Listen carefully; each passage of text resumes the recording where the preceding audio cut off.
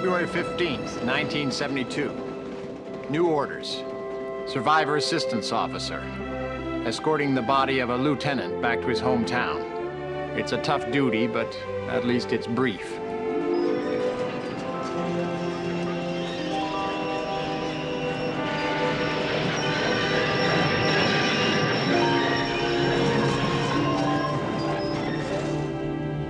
I'm not sure I'm very good at this.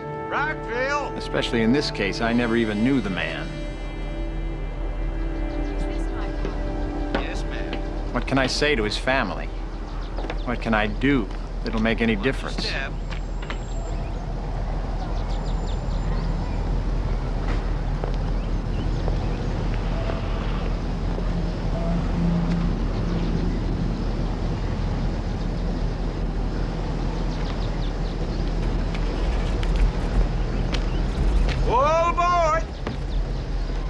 Mrs. Johnson?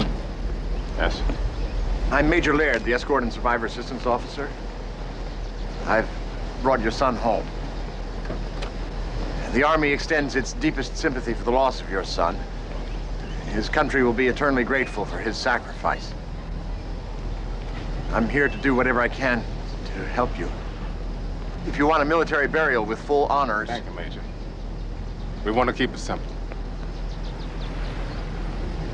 When do you plan to have the funeral? Today. Today? At noon.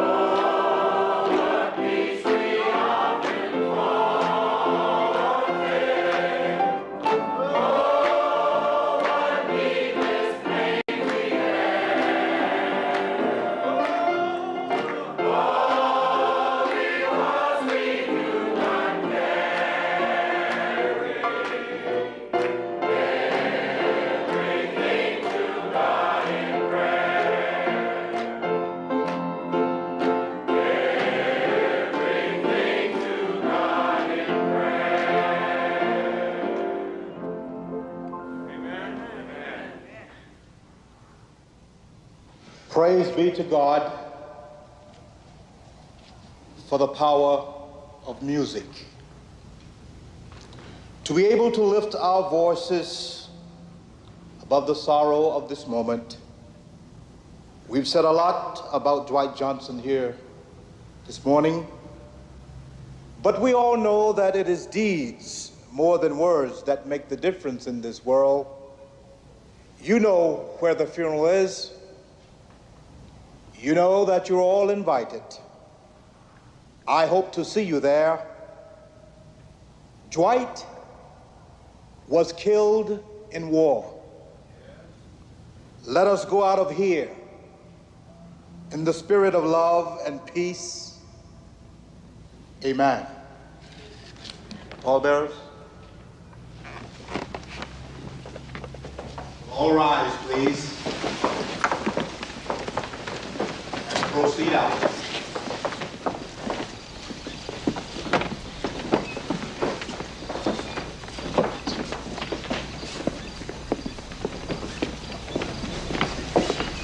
You must be the officer Ada told me was coming. Yes, ma'am, I'm Major Lear. Eudora McAllister, friend of the family. I'm driving the Johnsons to the cemetery. Would you care to ride out with us? Thank you, I will. My car's out in front.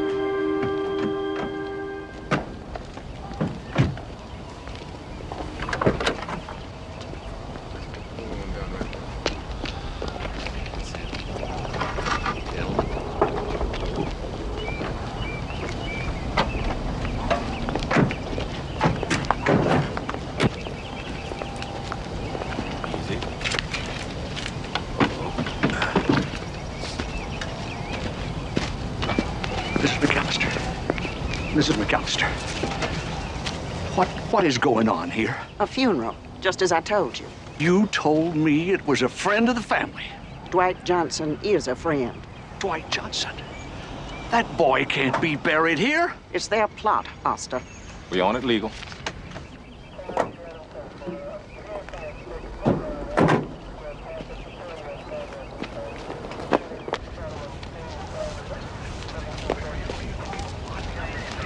Mrs. McAllister, I've been getting calls from all over town. Did you really give a grave site to these folks? No. We bought it. Fair and square. How much did you pay for it, huh? That is what is private about private property, Mr. Oster.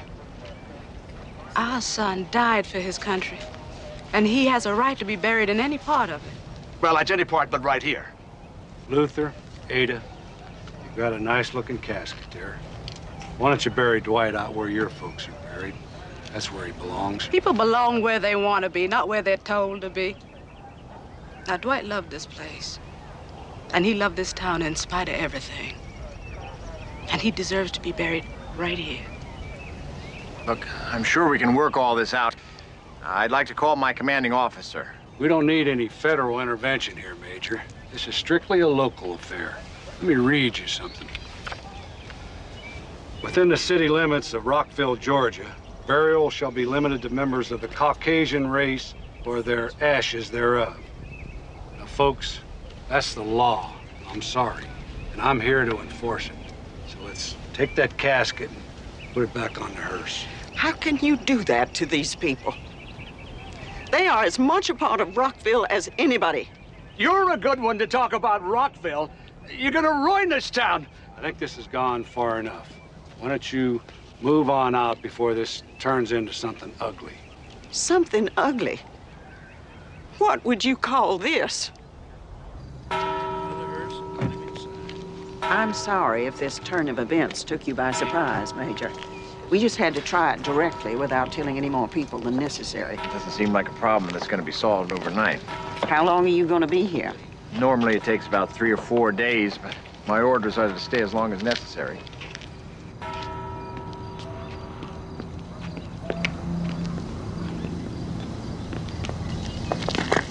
What do you want me to do now, Ada? Well, could we keep him at the church for a spell? Surely. We will take care of it.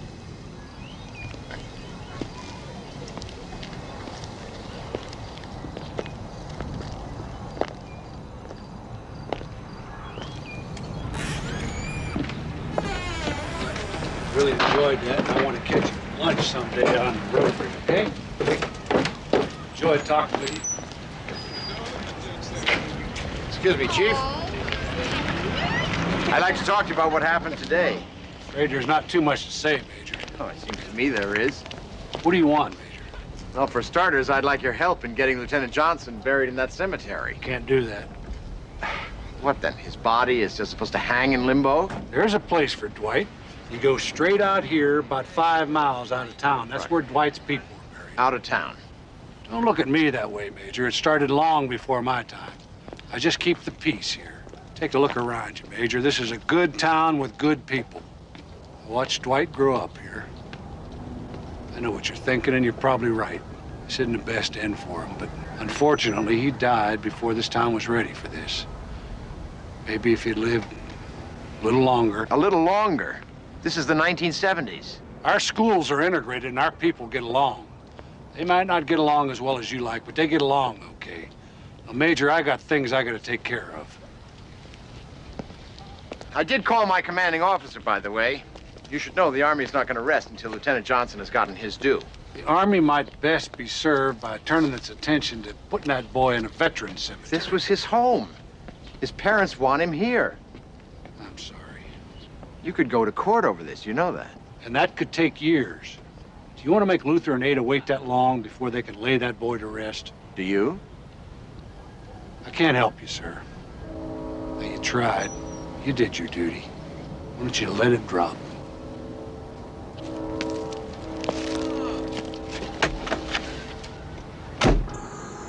And that's the limit to what the Army can do? After that, it goes to the U.S. Attorney then, right? Okay. Thank you for the information. Yeah.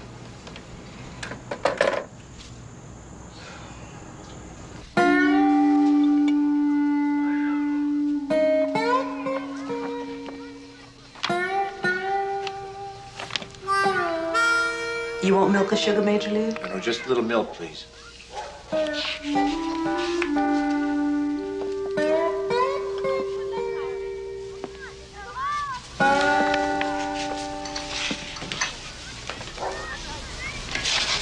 I had that book out earlier.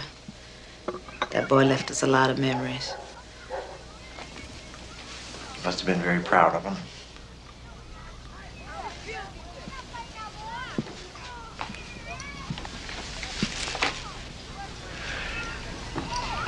Mrs. Johnson, when I first realized what you and your husband were trying to do, I must admit I was a little surprised.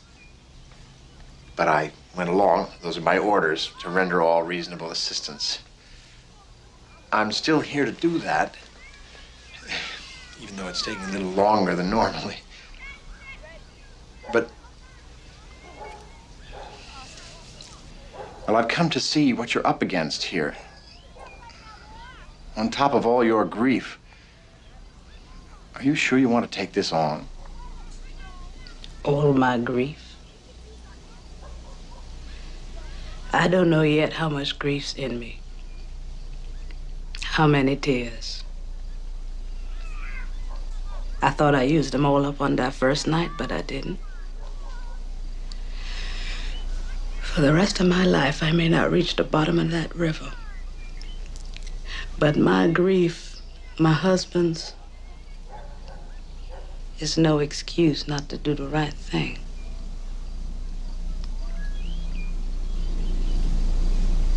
You said you had no children? No, ma'am. Not yet. I hope you do. They're a blessing. They're such a blessing. Some folks, they're ready for that kind of thing, but I wasn't. Everything Dwight did was such a surprise. Walking early, talking a blue street, playing ball like that, and bringing home those grade cards. Mr. Johnson and I, we went to school, but we ain't never brought home no grades like that. He was a wonderment. You know, sometimes, we'd sit and try to figure out where he got it all from. What great-grandma or grandpa had that kind of a mind. And when you got a child like that, sometimes you don't even feel like you're the mother or father. You feel like you brought a gift to the world, a message. Even you yourself don't understand it, not all of it.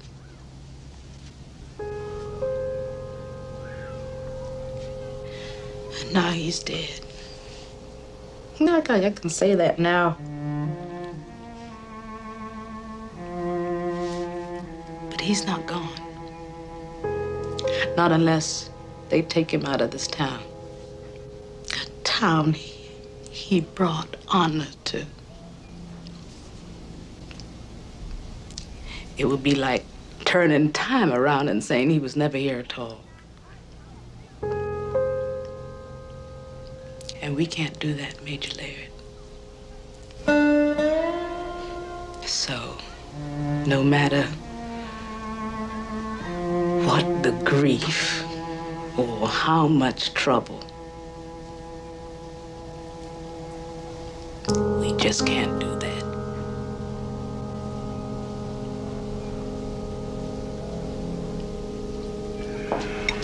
You read this editorial, Joe? Nipper, you know I don't get to the paper until I get you clowns out of here. It's about that trouble down at the cemetery. Listen to this. A white woman owning a plot in the town cemetery evidently donated it to the Johnson family. Now, who do you suppose that is? Never guess in a million years. Leading them to the false expectation of burying their son there. False is right. Do you want anything else? No, thanks. You know where I can get a paper, though? Great. People who start things like this deserve what comes to them. And what is that? What? What's coming to him? You defending this nonsense, Henry? No. No, I'm not going to attack it either. The way I see it, the only way to get what you want is to go for it. The only way they get those ideas in their heads is from outsiders.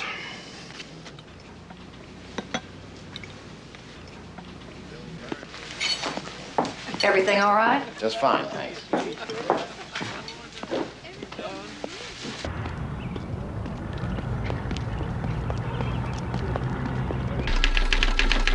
how could you say that I used his casket as a political football? I call them the way I see them. I have to. Sam Jennings, we've known each other for 50 years. You know I'm not a political person. I don't belong to any of those groups. I'm not a joiner. Well, that's for sure. The only organization you belong to is the oddballs of the world. You may even be vice president. What is so odd about helping your friends? Helping your friends? Or are you using them to make a point?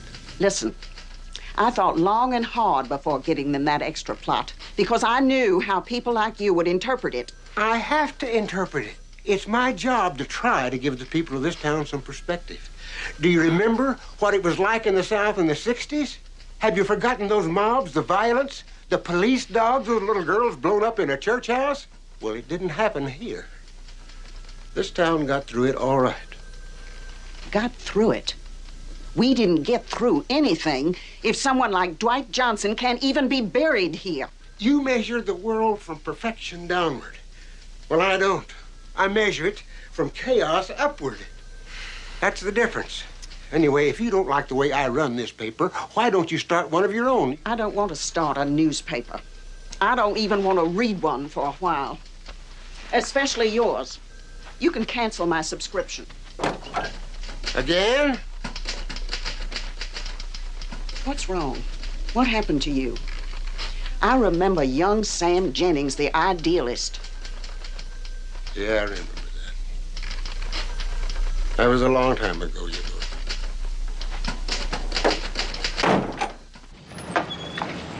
Mrs. McAllister. Major Ladd, are you going in to see the editor, too? Yes, ma'am. I wish I could believe it would do some good.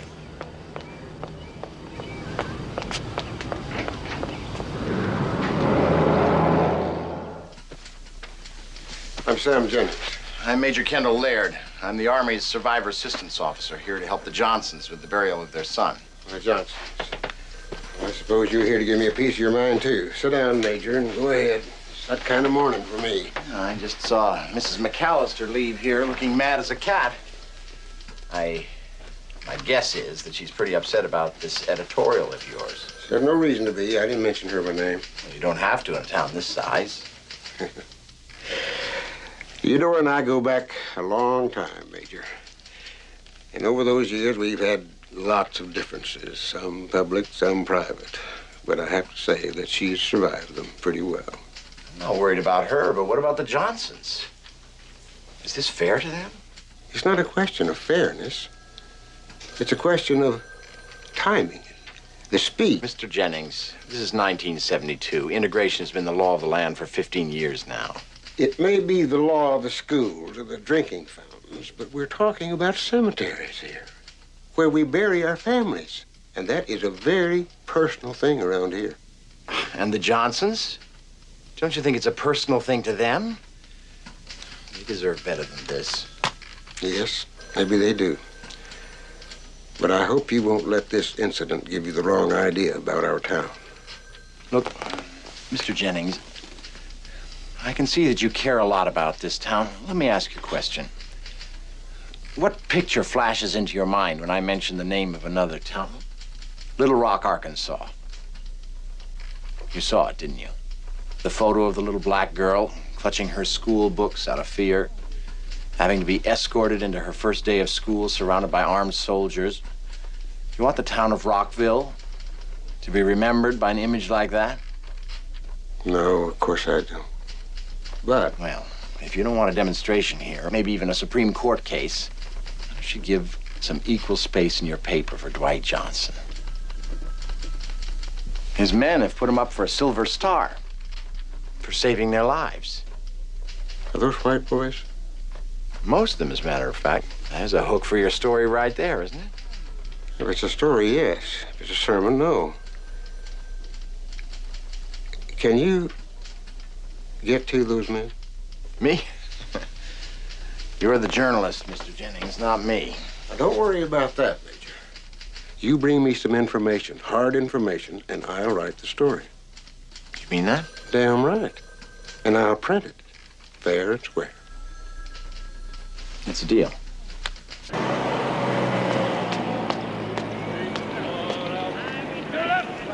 I don't know, Colonel Holmby. Your original assignment was a pretty routine matter, but it's turned into well, a very uncertain situation. I want to help the family, but I'm not sure I know what to do. There just don't seem to be any guidelines.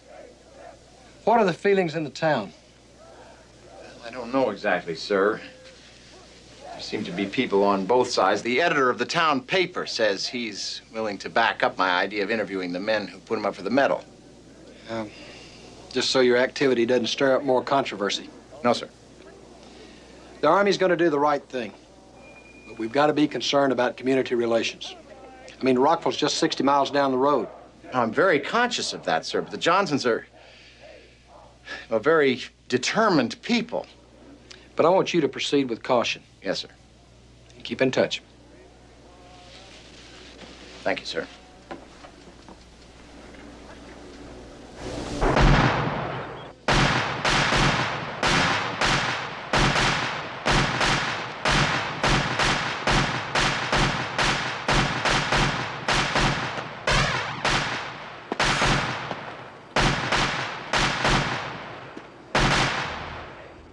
Range clear on the left. Range clear on the right. The range is now clear. Sergeant Erskine? At ease, Sergeant. Can you give me a minute? Yes, sir. Sergeant Bradford, would you take over? Okay, you people, take 5. I've come to talk to you about Lieutenant Johnson. Lieutenant Johnson, what do you want to know? I'm trying to help him out. All due respect, Major, Lieutenant Johnson's dead. Ain't nothing anyone can do for him now. Well, actually, there is. Got a problem down in his hometown. They don't want to bury him in the cemetery there because it's all white. I figure if anybody can help out his family, you guys can. You put him up for a Silver Star, right? Sir, is this some kind of official investigation? Oh, no. I understood that Colonel Holmby was going to brief you guys on this. Yes, sir. I just want to be sure what's going on. What do you need to know? Well, the man died with honors. I'd like to know a little bit more about that. Sure. Well, he must have been a good officer, right? He wasn't afraid of nothing, I'll give him that. He didn't go looking for combat, but when we found ourselves in the middle of it, he sure had a tendency to charge on in. Sounds like you have a little problem with that. Major, do you like getting shot at? No. Me neither. But you like him? Yeah. Did you have any particular feelings about serving under a black officer? Not especially. All officers look alike to me. He's a good joke. The day he saved your lives, what can you tell me about that? Mainly, I remember the rain, monsoons. We got pinned down in crossfire next to the river. We called for air, but we couldn't get any. And then all of a sudden, all breaks loose. They'd started in with the mortars. It happened so fast, before we knew it, Lieutenant was dead. Impact just pushed him headfirst into the river. He got a grenade off before he died, and then all of a sudden it was quiet. Quiet? Yeah. You know, Major, Nom's funny that way. What about the man? What was he like? I can't say I ever got to know him too well, sir. You know how officers keep their distance. Yeah, but there must have been something that... That's all that comes to mind, unless, I mean, you can think of any particular questions. Will that be it, Major? Yeah, that's all, Sergeant. Yes, sir.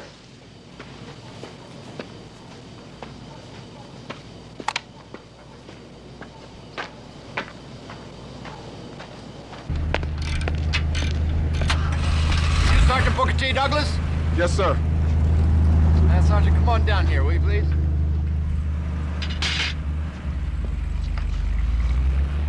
I'm looking for information about Lieutenant Dwight Johnson. Could you be more specific, sir? You don't mind if I record this, do you? If you want. I'm talking to everyone in the unit. This is Booker T. Douglas. I understand you men put him up for a medal, is that right? That's right. I was wondering, did you and he have any kind of a special relationship? How do you mean, sir? Most of the unit was white. No, sir. He treated me just like the others. How's that? Good. He wasn't one to get very chummy with the men, sir. Yeah, but they all respected him, right? Yes, sir. Can you tell me something about him personally? I'm trying to get a hold of the personal side. Can't help you there, sir. Why not? Can't say I ever got to know him. He was a brother, but he was an officer.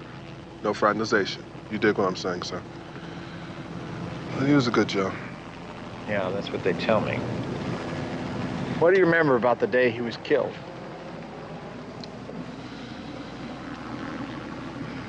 It was raining. Been raining for days. My feet were rotting in my boots. We got caught in the crossfire with Charlie. Couldn't get no air support. Well, then all broke loose. When it was over, the lieutenant was dead. He fell in the river. that be all, sir? Yeah, that's all. Thank you, Sergeant.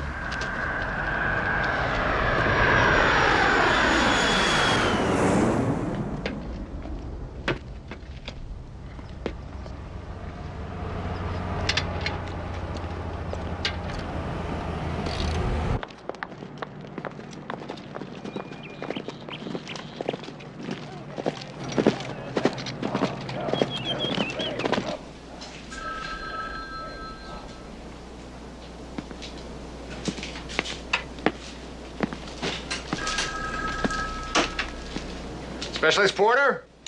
Yeah? I'm looking for Kevin Porter, who served under Lieutenant Dwight Johnson. Just a second. Let me secure these weapons. Sir. Could I speak to you for a moment in the office, Specialist? Yes, sir. I heard someone was asking about the lieutenant. Oh, yeah? Grapevine. We got 3 phones. We only need 1 to keep in contact with the Army and the other 2 to keep us sane. Yeah, I know what you mean. So, how can I help? Well, sir, it's about the lieutenant. Yes, the lieutenant. His family has been having some trouble with a few people in his hometown. I see. And I thought maybe your feelings about the lieutenant would help them change a few minds back there. You don't mind if I record this, do you? No, go right ahead, sir. This is Porter. So, what do you remember most about the lieutenant? Well, he tried to maintain a little more discipline out in the fields than most officers. Guess that was West Point talking. How did you feel about that? Oh, it's for our own good. He was great. A real good Joe. What'd you say? A real good Joe. How did you feel when he was killed? There wasn't anybody that died that I didn't feel for. And that goes for the lieutenant. That last day, tell me about what he did to save the unit. Well, we were trapped in a crossfire. And nobody knew how to get out. It was wet. It had been raining for 15 days. We radioed for air support, but there wasn't any. And from out of nowhere, it happened. What happened? All broke loose.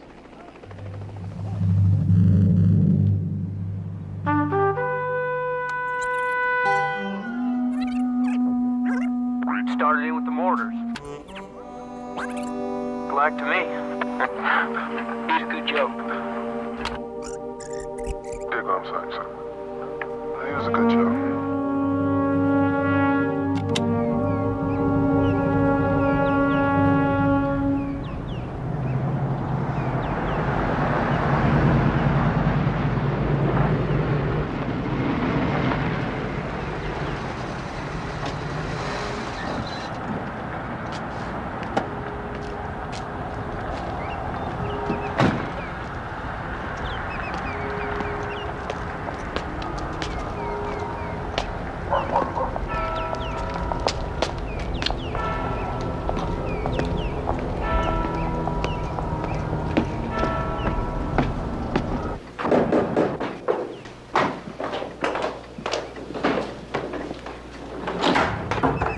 Is this a McAllister residence? Yes, come in. Thank you. Mrs. M went down to the kitchen. I'm Eleanor Clark. I'm Kendall Laird. Nice to meet you. Nice to meet you. This way, please. Thank you. Major Laird, are you always punctual to the very minute? Yes, ma'am. I'm well trained by the U.S. Army. Please sit down. Thank you. You met Eleanor. Yes, I did. Eleanor goes to the university in Atlanta, but when she's home, she gives me a hand in this big old house. We were just having a break. Would you like some tea? Yes, please. You sure you wouldn't like to stay for another cup? No, thank you. I have to go in a minute. Eleanor, this is the officer I was telling you about. His assignment is to help the Johnsons bury their son in whatever way they choose. Right, Major? I think you know my orders better than I do. Oh, I doubt that. You seem to be a conscientious person. Help yourself to cream and sugar. Thank you. Would the Army be willing to take this thing to court? Eleanor is a law student. Well, I'm hoping it's not going to come to that. I just hope it doesn't drag on. I worry for the Johnsons. And for you, Mrs. M. There are all kinds of people in this town. Even some of my relatives don't like what Dwight's parents are doing. But then none of them ever met Dwight. We went to school together. In fact, he's part of the reason I went to law school. He never allowed himself much time to socialize. I know Ada was worried about him in that way. That he was always pushing himself, even when he was very young. Well, I better run that errand. You sure you don't mind me using your car? Heavens, no. But check the oil level. She's consuming great quantities again. One of these days, I'm gonna get in there and find the trouble. Nice to meet you, Major. Same to you, Eleanor. So you've known the Johnsons for a long time? Oh, yes, a very long time. Ada's mother was a midwife. She delivered my only child. So our families are connected in life and death. My son, Auburn, died in the early days in Vietnam. And Ada was a real comfort to me then. That must have been very difficult for you. A great preacher once said, "Be kind. Nearly everyone is fighting a hard battle. And not just on the battlefield." So, why did you want to meet with me, Major Ladd? Well, I'm concerned about the Johnsons. When you gave them that plot, you must have realized that it was going to create a schism in the town. I did it to heal a schism. But this goes beyond principle. This is a personal thing. If you had known Dwight, you would know what I mean. He was something special. I keep hearing that kind of thing. Didn't he have any faults at all? Oh, yes, he could be difficult and demanding, mostly of himself. But he shone. Everybody could see it. You see, nothing was impossible to Dwight.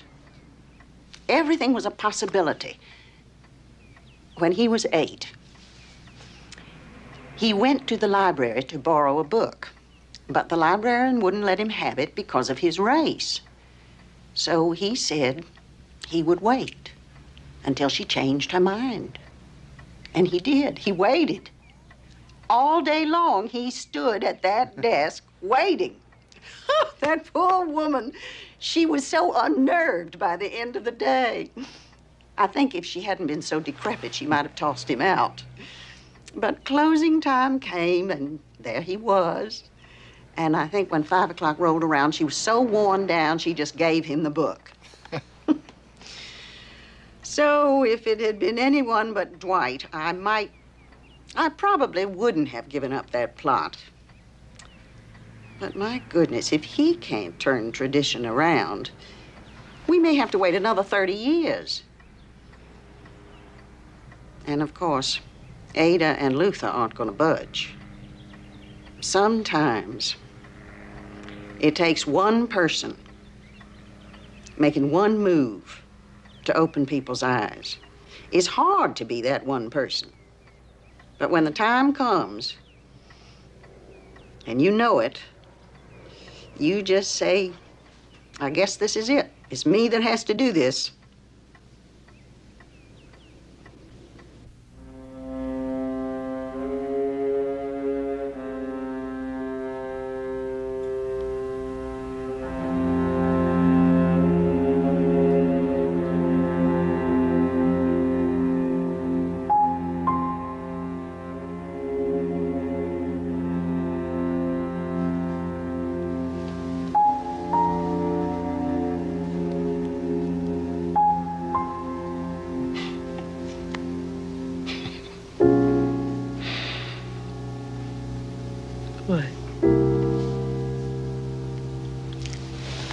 I just remember that time he climbed up into the church belfry and got stuck.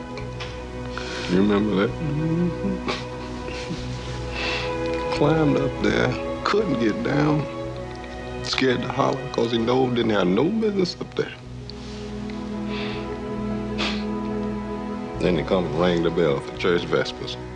Lord.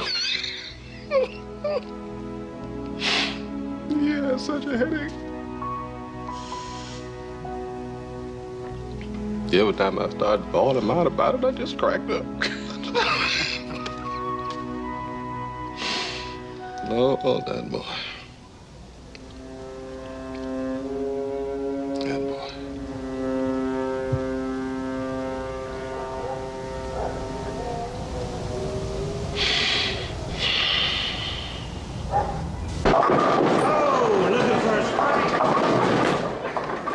Specialist Oliver? Yes, sir. That's a pretty good shot. You do that every time? How do you, Specialist? You expected me, didn't you? Sir, I know under the UCMJ I don't have the exact same rights as a civilian, but before we begin, I would like to know what my rights are. What makes you think you need to know your rights? Sir, with all due respect, unless you inform me of my rights, I refuse to say another word. Look, this isn't an investigation. I just wanted to talk to you informally about Lieutenant Johnson. Do I understand that, sir? I don't have to answer your questions? Yeah, that's right. If that's the case, sir, then may I be dismissed? So you won't discuss Lieutenant Johnson with me? That's correct, sir. May I ask you why not? Sir, with all due respect, I'd like to have a lawyer present before I say another word.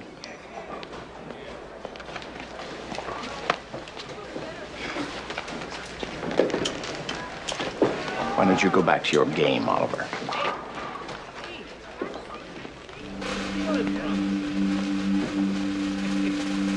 How many pins did you slaughter?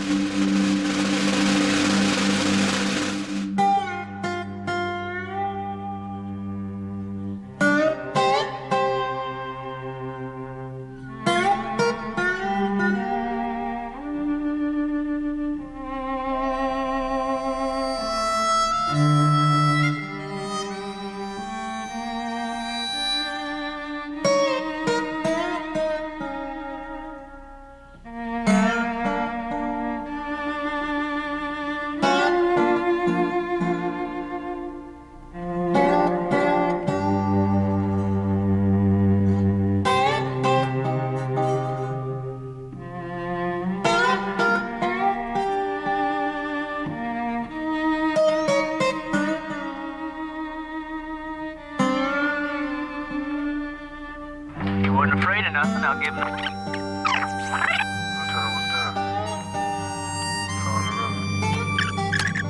It was so fast, before anybody knew it, the lieutenant was dead.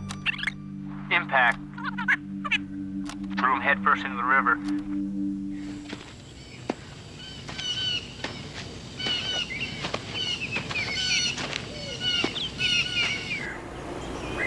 Oh, come on, Kenny. I know you didn't come down here just to drown worms. Do you know of any verified cases of fragging?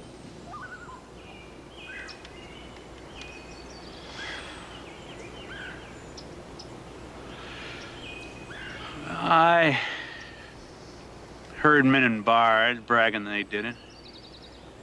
The only thing I believed was that they were lying. I've seen other men get drunk and stay awful silent when the subject comes up.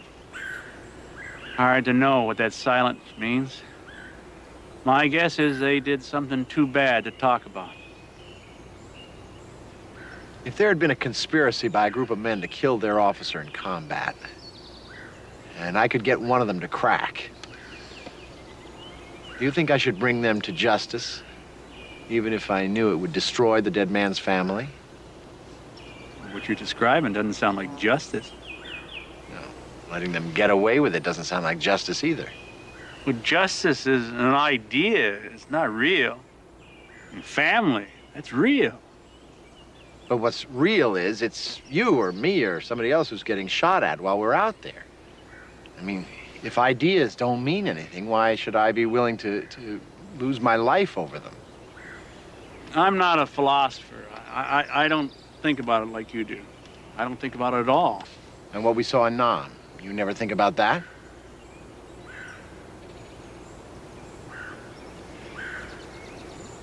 I don't think about things. It's not my way. Now, you want to ask me about Vietnam? I didn't like it over there.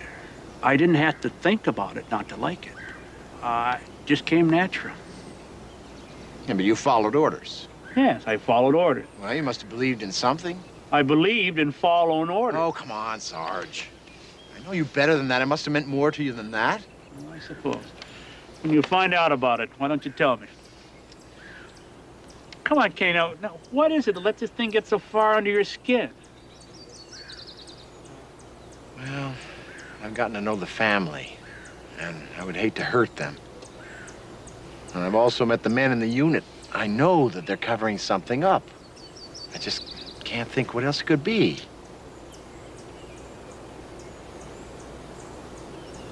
I don't know. Maybe the best thing to do would be just to drop it. It would certainly be the easiest thing to do. So? So? You're gonna do the hard thing, right?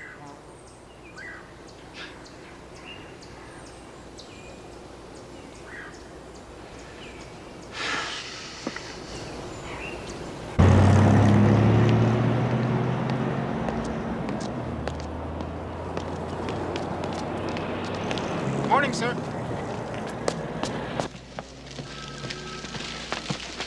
Sir Major Laird? Major, have a seat. Thank you, sir. 1 in 10 minutes. Yes, sir. I'm on a special assignment as an SAO helping the family of Lieutenant Dwight Johnson. I've run into something unexpected. Go on. Well, sir, I've been interviewing some of his men who are stationed here now, and I think I may have stumbled onto some kind of a conspiracy. What kind of conspiracy, Major? When I asked some of his men who served under him to describe the battle where he died, they kept repeating the same key expressions, as if they'd rehearsed them or something. They seemed nervous that I was recording the interviews. One of them even refused to talk to me without a lawyer present. Major, are you suggesting Lieutenant Johnson was killed by his own men? These men put him up for a medal, sir. Something just doesn't make sense.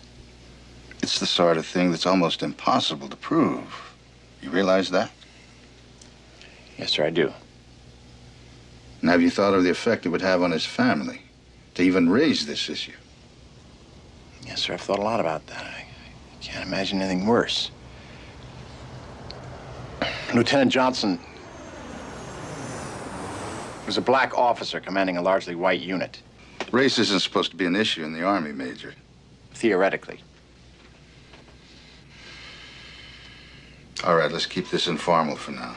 If you find anything substantial, I'll turn it over for criminal investigation. Yes, sir, I realize how sensitive. We both do, Major. We both do. I want to report on this in 3 days. Yes, sir. Thank you, sir.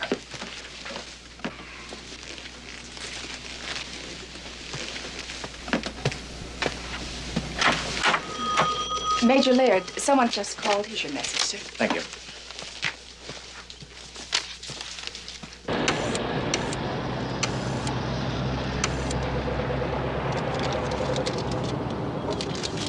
Yeah, Sam Jennings, please. Hi, Sam. Yeah, what's up?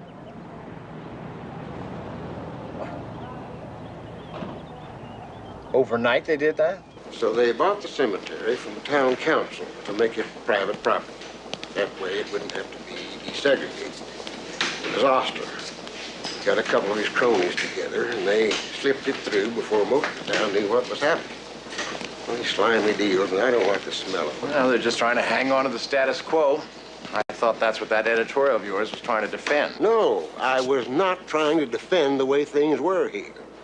I was just saying that I thought Rockwell was not ready for change of this type at this time.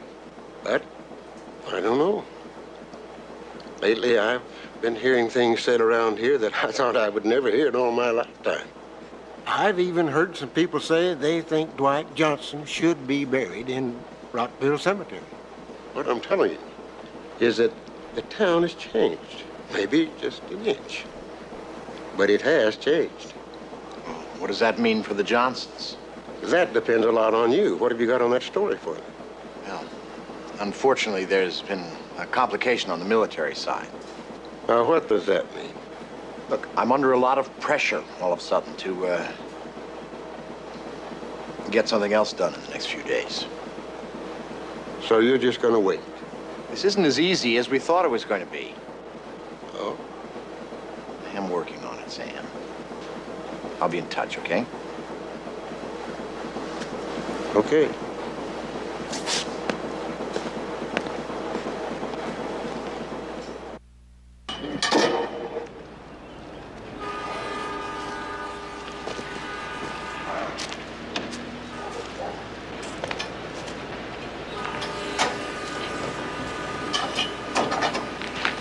Mr. Johnson? Major? How are you today? Oh, tolerable, I guess. You back to work, huh? Not exactly. Why not? Oh, you know. Fella called me up last week about wiring up his garage. I go over there this morning to measure out the job, and he says forget about it. And that's related to the problem at the cemetery, right? I don't know.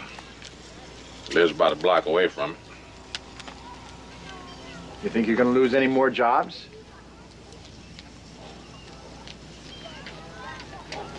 If Dwight was buried outside of town, do you think the jobs would reappear? Mr. Johnson, I really do admire what you're trying to do here. But before I can proceed with the Army side of this, I have to ask you whether a military burial in a federal cemetery is an alternative that you're considering in any way. You want it to be? It's not my decision.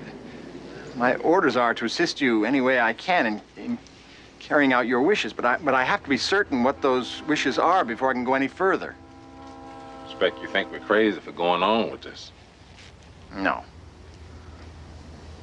You're not crazy. Well, sometimes I think we're crazy. But then, I remember some of the letters he had written. But I don't think that anymore. Or, you know, most of them was just Dwight being funny. You know how it is.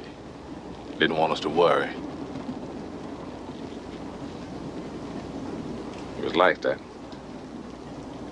He was always protecting other people. That last letter, Major. That last one.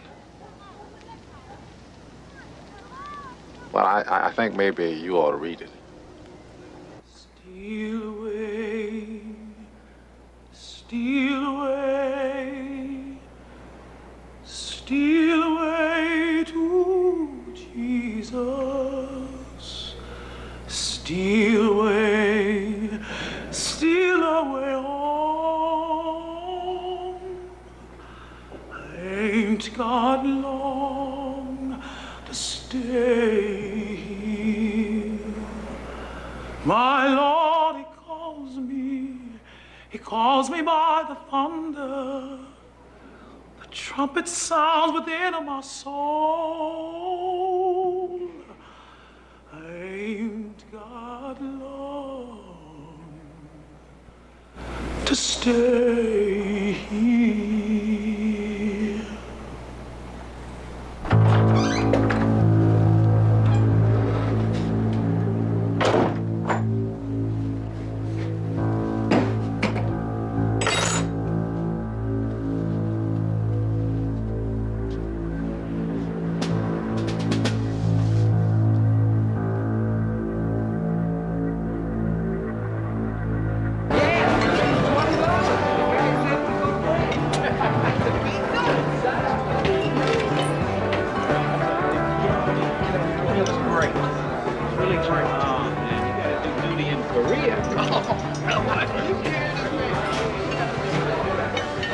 Sit up, sir. Evening, Douglas. What do you want, Major? Talk? You already talked. I'd like to talk some more. Well, I don't want to talk to you, so unless I'm under orders.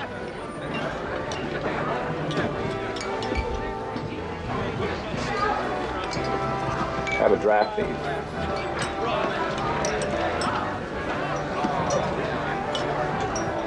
I hear you're a pretty good soldier, Douglas. Don't want to hear it, Major. Not staying in. 2 more months, I'm out. Your record indicates.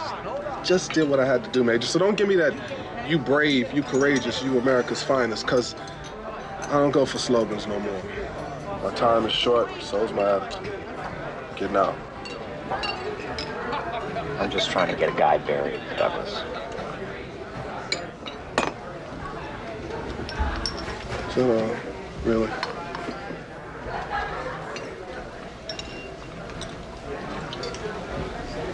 Why are you sticking with them? We always hung together. We're a good unit. Over there, we kept each other alive. You know? God, Douglas, I would have thought that you, of all men in the unit, how would you feel if somebody told you where you could or couldn't bury your mother, say, or your father? Talk to me, Douglas. Why? You haven't heard anything I've said.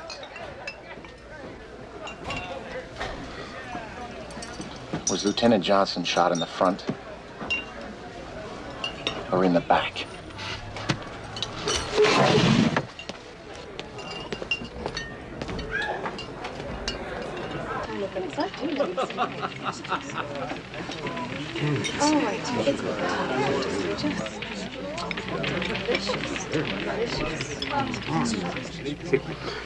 Remember Crazy Mulrooney and his motto? Few things matter. And nothing matters very much. Yeah, right. Well, unfortunately, Sarge, both these things do matter very much. To a lot of people, me included. You know how it is in the service. You get used to moving around, learning a lot of new names, having a few beers, and then shipping out. But there are certain faces that you don't forget. Dwight Johnson seems to be like that for me. I can't figure out why. I never even met the man. You know, maybe he's the guy on the other end of your saw. Now, what does that mean? When I was a logger, I had this idea that the best guy to have on the other end of the crosscut was your opposite, like a mirror reverse. So when he pulled, you pushed, and vice versa. So you think we're like opposites? Well, you said he liked to take chances, and he didn't try to please everybody all the time. You've been a good soldier, Ken, a brave one. But you're still trying to paddle the boat and not make waves.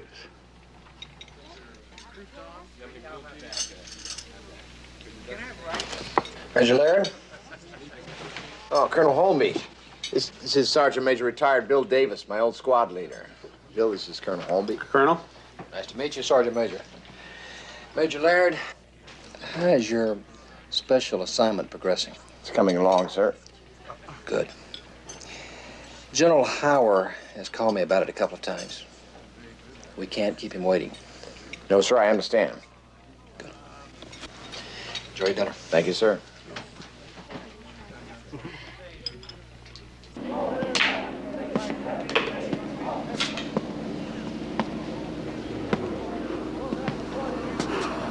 Sir.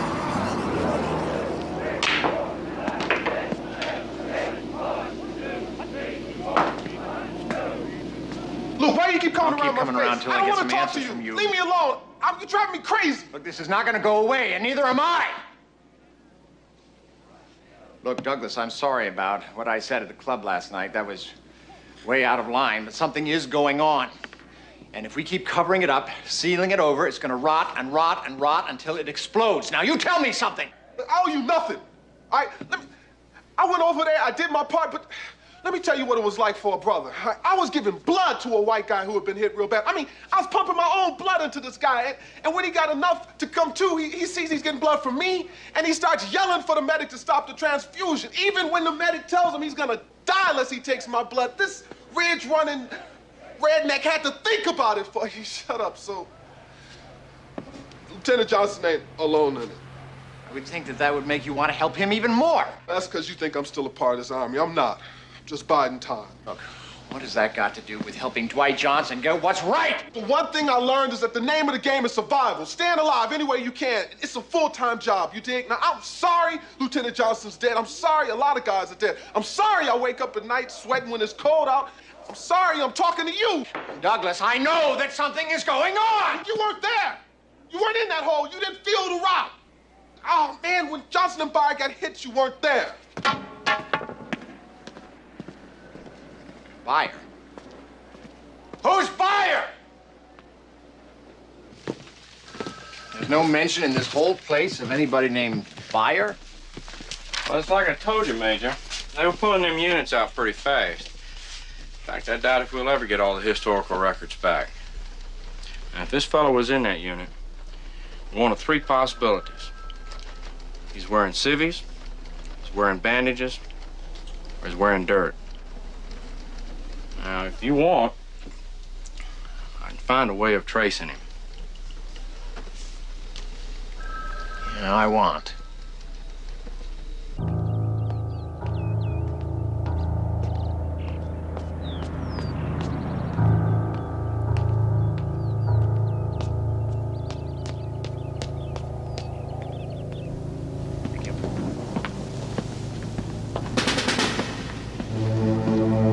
Specialist Byer. I'm Major Laird.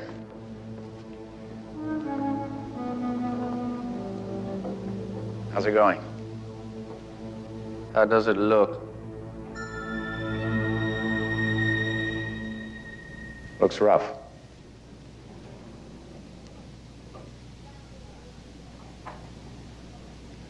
What you want? I've been assigned Survivor's Assistance Officer. I ain't dead yet. Survivor Assistance Officer for the family of Lieutenant Dwight Johnson. Go away. Why? There ain't nothing can happen to me as bad as what's already happened, so there ain't nothing you can threaten me with. What makes you think anybody is here to threaten you with anything? Get him away from me! No, you're not being threatened with anything. Is that clear? Clear? Is anything real clear to you, Major? Less and less every day. Where's your home, Byer? Right here, sir. I mean, where are you from? Arkansas. Maybe you're not so surprised at all the problems they've been having in Rockville. What problems? You don't know? You're not on the grapevine, too? I ain't on anybody's grapevine. I don't talk to anybody. The Johnson family can't get Dwight buried. The town cemetery is all white. They found him? They found his body? Yeah. Took him a while. Oh. What's the matter? Oh, where did they find him? Just downriver from where you and he were hit. Are you okay? Where is he now? He's in his family's church about an hour from here. He's floating. He's floating like I last saw him.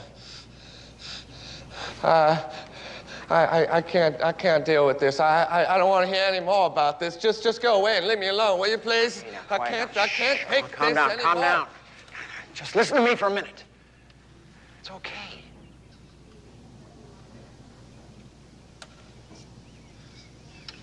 Byer, I know what you went through. I was there. There's some part of Nam that we'll never put behind us. But at least for us, the fighting is over. We came home. Lieutenant Johnson came home dead. He's still fighting. I'm trying to help him. You help me. Huh? I escorted the body of a Vietnam hero back to his family. And those people can't even bury their only son.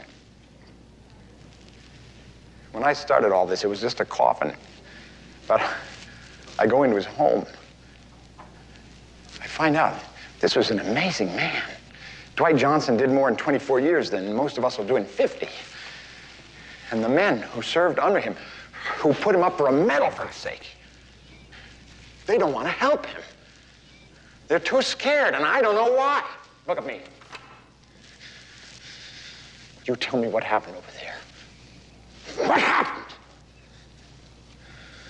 Until I know it, Dwight Johnson is not going to rest. And I'm not going to rest until I find it. Found it? Found what?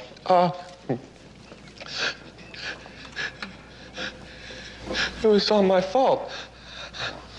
What are you talking about? Everything. The airstrike. Liar.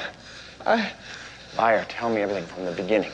No, I can't. The whole thing, you can't. I can't. Yes, you can. No, I can't. Why not? Why not? I can't fix it. I can't change what happened. Look at you. You're holding on to something. Let go of it. No, I... Tell me! I'm sorry. Sorry, I didn't mean to yell at you, but please, please, help me. Help me pull something good out of all this. Man, you don't know what you're asking me to do. No, I don't. No, I don't.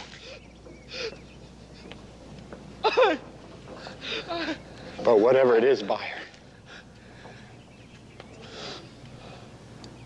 this is the time to do it.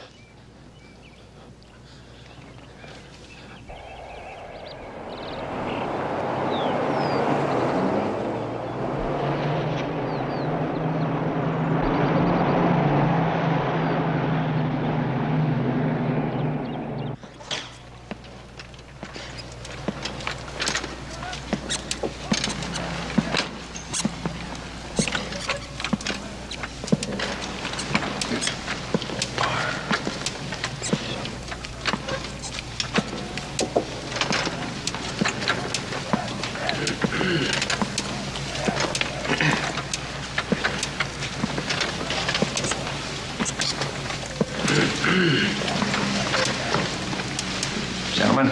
Sir. Specialist Buyer refused to talk to me alone. What he has to say, he wanted to say in front of all of you.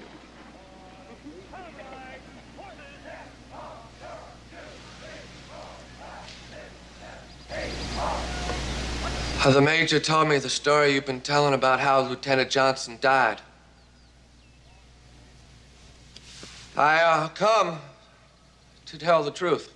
Oh, I ain't gonna listen to it. You don't know what I'm gonna say. And you're part of this. Major, That's enough, soldier. Sit down!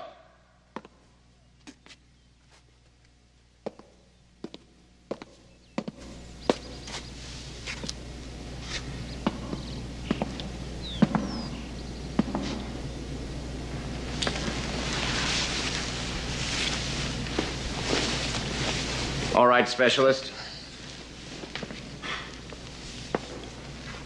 Take it from the beginning. Well, you see, Major,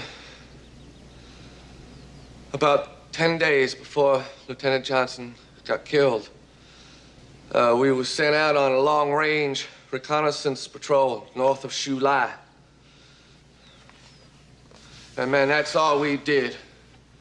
We were humping those boonies looking for Charlie, like clay pigeons out looking for a ski shooter. So we get to this top of the mountain, top of the hill there, and we look down to the valley. And there were VC moving supplies through.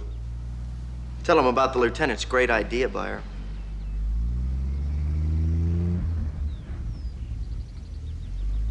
So the lieutenant says he's gonna call in an airstrike. He checks out his map, hands me some coordinates, and tells me to call in the biggest strike we can get. And we got it, didn't we? Major, it hit nowhere near the VC. It landed smack dab on top of us. Was anybody hit? Yeah, Wilson. Never knew what hit him. The boy went home in medium-sized chunks. I wonder what they told his parents. The lieutenant felt real bad. Was there racial tension all along?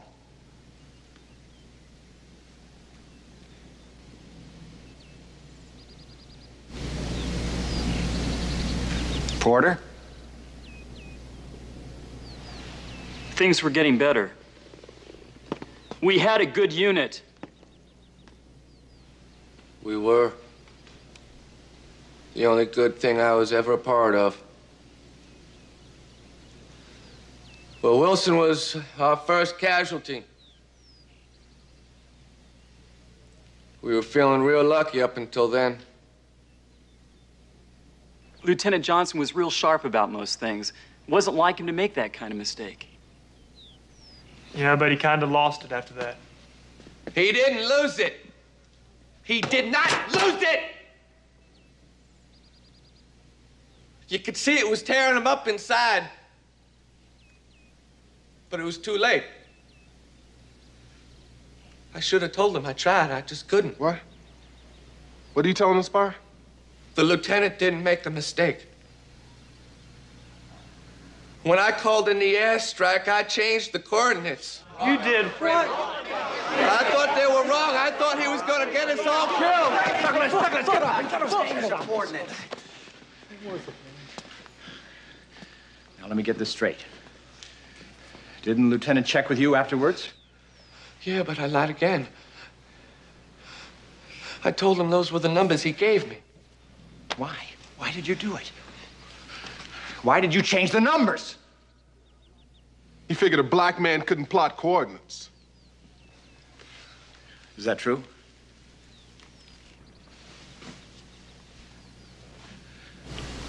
So, Beyer was responsible for an airstrike hitting the unit. Lieutenant Johnson thought it was his fault. And all of you thought so, too. All right, now. Let's get down to it. What happened when all broke loose? Erskine.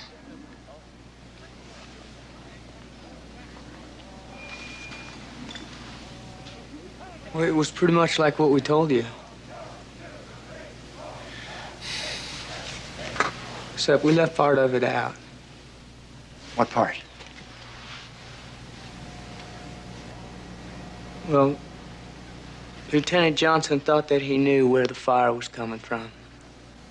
He grabs his grenade launcher and he shouts,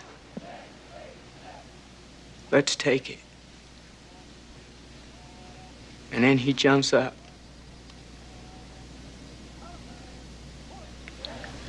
What happened then?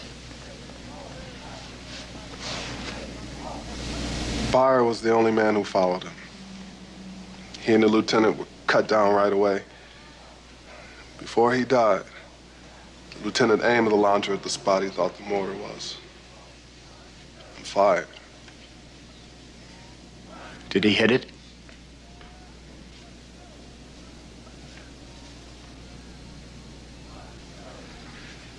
So he did save your lives.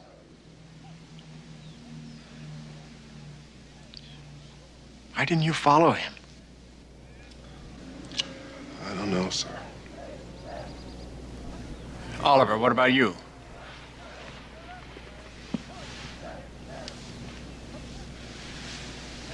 Why didn't you follow him? When the lieutenant made that mistake, well, after we thought he did, we started to doubt. To doubt his leadership? Would you have had the same doubts if your officer had been white?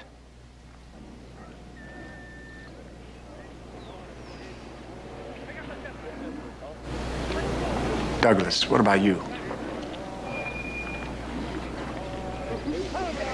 I didn't follow him that day because of the way he was acting. I didn't know if he was the man he was before.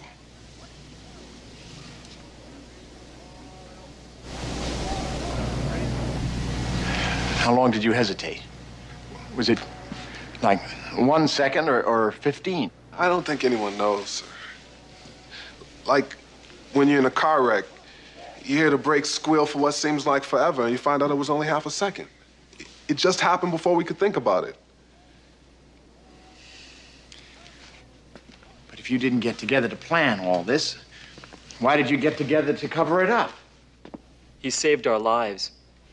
I thought it was wrong for us not to give him the medal. Oliver was the one that was against it. He said that if we put him up for a medal, we might have to explain why we weren't with him when he died.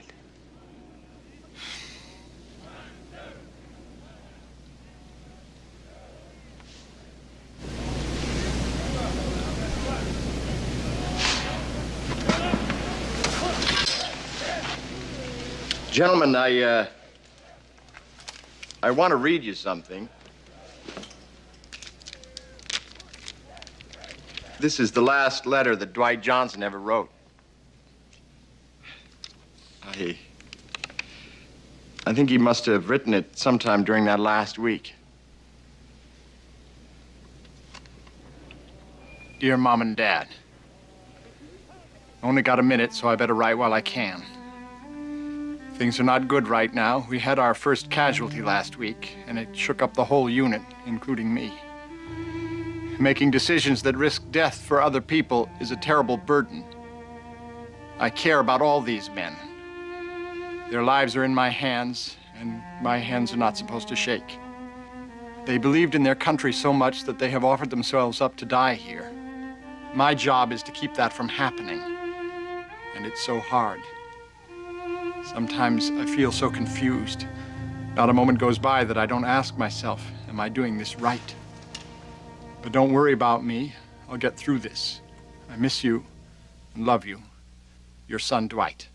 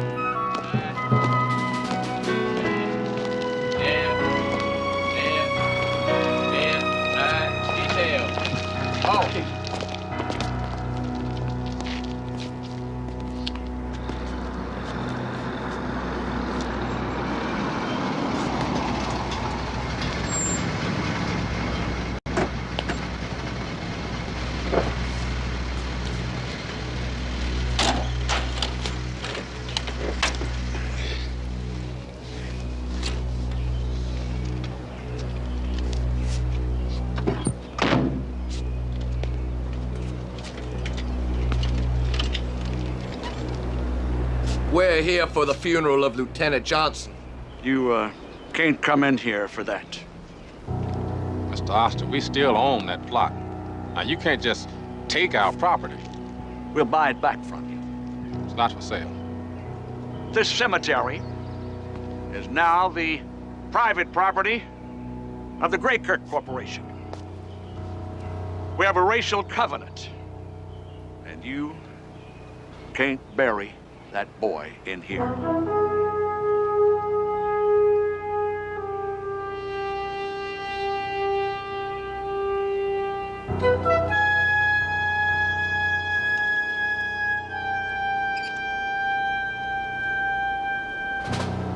These are his buddies. He saved our lives. And we're a good unit, mister. And when we make up our minds to do something, nobody can stop us. Am I right, Sergeant Douglas? You're right, Meyer. Step aside, Mr. Oster. It's over. Gentlemen?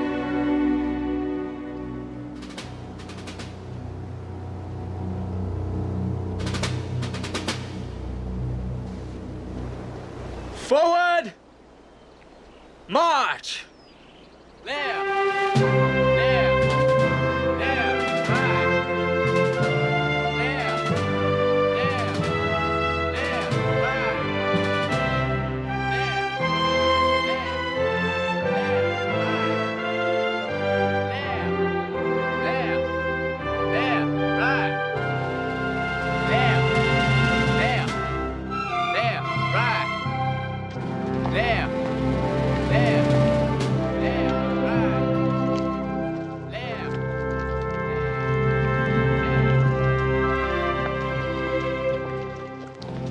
Well, it looks like Rockville was ready for this after all. It looks like it.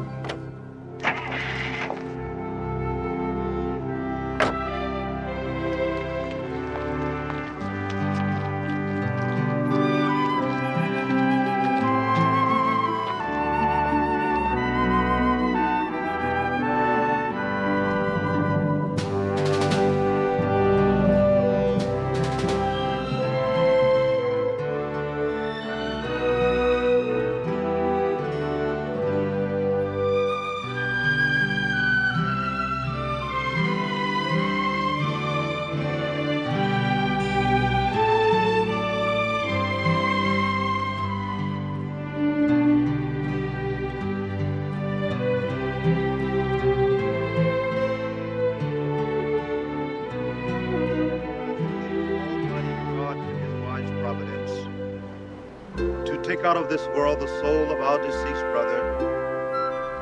We therefore commit his body to the ground, earth to earth, ashes to ashes, dust to dust, looking for the general resurrection in the last day, and life in the world to come.